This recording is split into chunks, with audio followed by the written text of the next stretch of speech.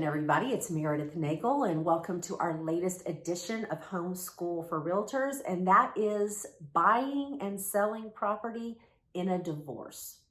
So, unfortunately, about as many people stay married as get divorced. So, a lot of your clients, you're going to eventually run into this problem where they're trying to buy a piece of property and they're in the midst of a divorce and the divorce is not yet final, or they're trying to sell a piece of property and they're in the midst of a divorce and it's not final. So we're going to talk about each of those separately. First of all, if you represent or you're one of your customers is trying to buy a piece of property and they are in the middle of a divorce or near the end of the divorce, any stage of the divorce where the divorce is not yet final, unfortunately, if that buyer is going to be buying a house that they're going to live in as their homestead, they have to have their soon-to-be ex-spouse sign the mortgage. Now, this causes alarm bells on almost every file where it happens. So I want you guys to understand why it happens and how you answer your client's concerns when it does happen.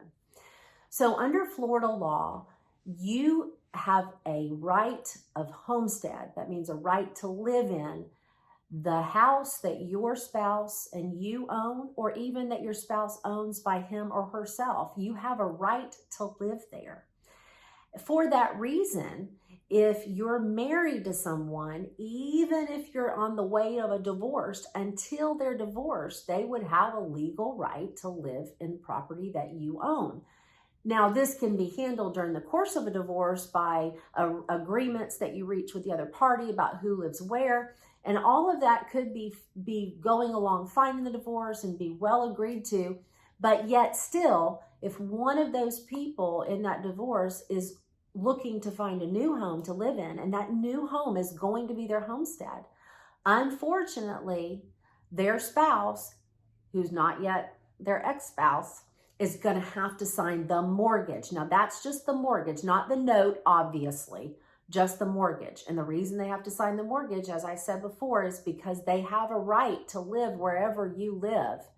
And because of that legal right, the bank, if they need to take the property back, has to have that spouse consent to letting the property go back to the bank if the payments aren't made. And they do that by signing the mortgage.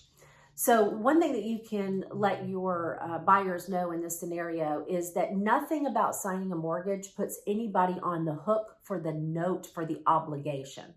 So in this scenario, if your buyer is buying a new home, he's going to live there as his homestead. His divorce is not yet final. The lender requires that his spouse sign the mortgage to protect the lender.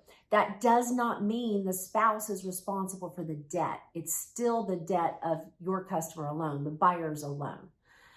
When they eventually get divorced, the fact of the mortgage doesn't really mean anything. But if you think about it, you think about how many couples reconcile, you can understand why banks are so particular about this issue.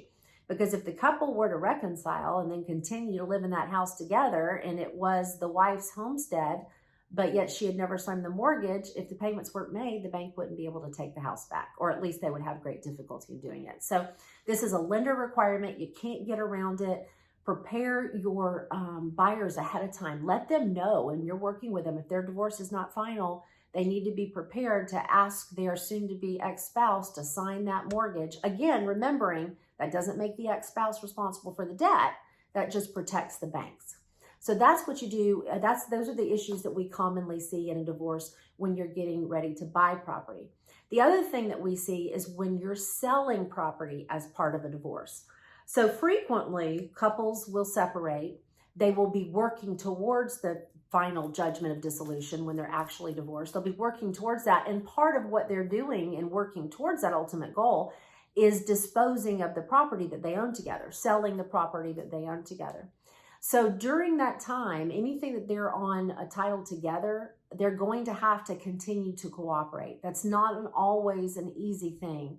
As y'all know, sometimes divorces are very acrimonious and painful, and getting people to work together to get deeds signed is not always easy. If you're in that situation, if you're representing a person who's trying to sell property and they're still married and they're on the way to divorce, again, prepare them ahead of time. Let them know that unless they have a court order that says otherwise, any property that they own together, they're going to have to sign off on together.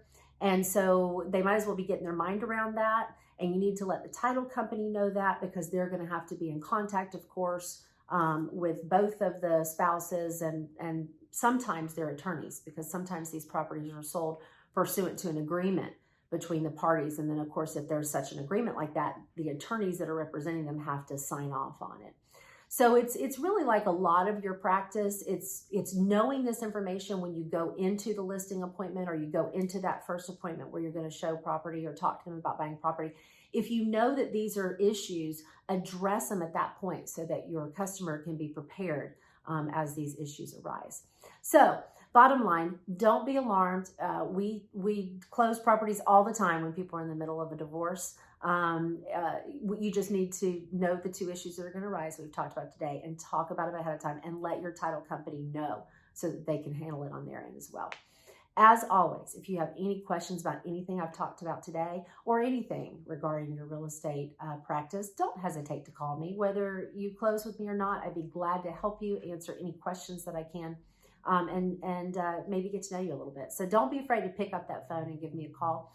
I look forward to hearing from you guys, and until then, happy selling.